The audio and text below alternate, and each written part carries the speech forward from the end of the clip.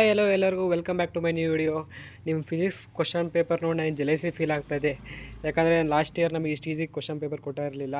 So ಯಾಕಂದರೆ ನಿಮಗೆಲ್ಲ ಮಾಡಲ್ question paper ಇರೋವಂಥ 3 ಮಾಡಲ್ ಕ್ವಶನ್ ಪೇಪರ್ ಇರೋದೇ ಕ್ವಶನ್ ರಿಪೀಟ್ ಆಗಿರೋವಂಥದ್ದು. ನೀವೇನಾದರೂ ನಾವು ಬಿಟ್ಟಿರುವಂಥ 3 ವಿಡಿಯೋ ನೋಡ್ಕೊಂಡು ಹೋಗಿದ್ರೆ ನೀವು ಈಸಿಯಾಗಿ 70 ಔಟ್ ಆಫ್ 7 ಸ್ಕೋರ್ ಮಾಡಿರ್ತೀರ.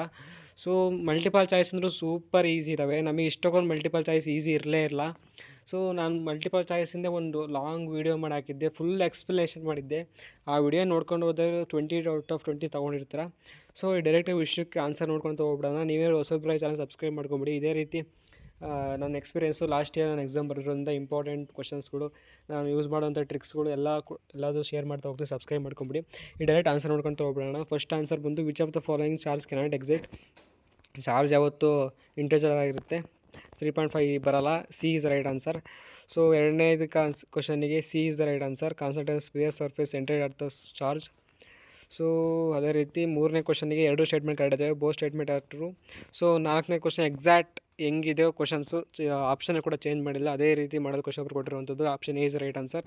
ಫಿಫ್ತ್ ಕೂಡ model question paper, A is the right answer. Sixth ಒಂದು the work principle of AC generator, ಇದು easier question, electromagnetic induction. So seventh question ಬಂದು ಅದು ಕೂಡ model question paper, A is the right answer. ಏಯ್ಟನೇ question displacement of current is produce due to changing electric field, option C is the right answer. For total electromagnetic of light, internal reflection of light, option B is the right answer.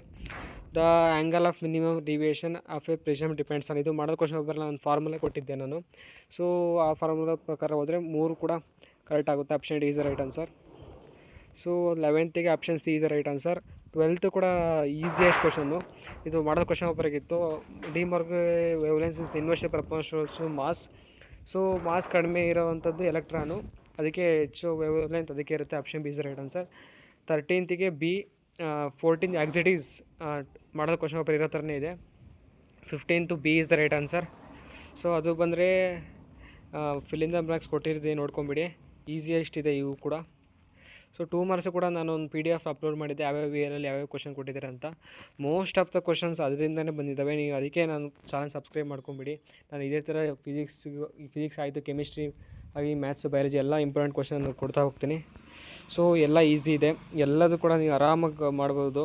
ನೀವೇ ನೋಡಿ, difference between ಡಯೋಮ್ಯಾಗ್ನೆಟಿಕ್ paramagnetic important ಅಂತ ಹೇಳಿದ್ದೆ, ಬಂದೇ ಬಿಟ್ಟಿದೆ. So ಅದು ಬಿಟ್ಟರೆ ಪ್ರಾಬ್ಲಮಲ್ಲೂ ಕೂಡ ನಾನು ಹೇಳಿದ್ದೆ ಒಂದು ಪ್ರಾಬ್ಲಮ್ಮ, ಈ 42 ಪ್ರಾಬ್ಲಮ್ ಬಂದೇ ಬರುತ್ತೆ ಅಂತ ನಾನು ಸ್ಪೆಸಿಫಿಕಲ್ಲಿ ಮೆನ್ಷನ್ ಮಾಡಿದ್ದೆ.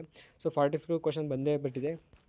ಸೊ ಅದು ಬಿಟ್ಟು ಎಲ್ಲವೂ ಕ್ವಶನ್ ಈಸಿ ಇದ್ದಾವೆ. ನಾನು ಹೇಳಿದೆ ನಿಮಗೆ, ಫಸ್ಟು ಟಾಪಿಕ್ಕಿಂದ ಡಿರೈವೇಷನ್ ಬರುತ್ತೆ, ಎರಡನೇ ಟಾಪಿಕ್ಕಿಂದ ನ್ಯೂಮರಿಕಲ್ ಬರುತ್ತೆ ಅಂತ. ಸೇಮ್ ಅದೇ ಥರ ಇದೆ. ಫಸ್ಟ್ನೇ ಟಾಪಿಕ್ಕಿಂದ ನ್ಯೂಮರಿಕಲ್ ಡಿರೈವೇಷನ್ ಬಂದಿದೆ, ಎರಡನೇ ನ್ಯೂಮರಿಕಲ್ ಬಂದಿದೆ. ಸೊ ಇದೇ ರೀತಿ ನಾನು ಮುಂದೆ ಇಂಪಾರ್ಟೆಂಟ್ ಕ್ವಶನ್ ಕೊಡ್ತಾ ಹೋಗ್ತೀನಿ. ಸಬ್ಸ್ಕ್ರೈಬ್ ಮಾಡ್ಕೊಂಬಿಡಿ. Thank you.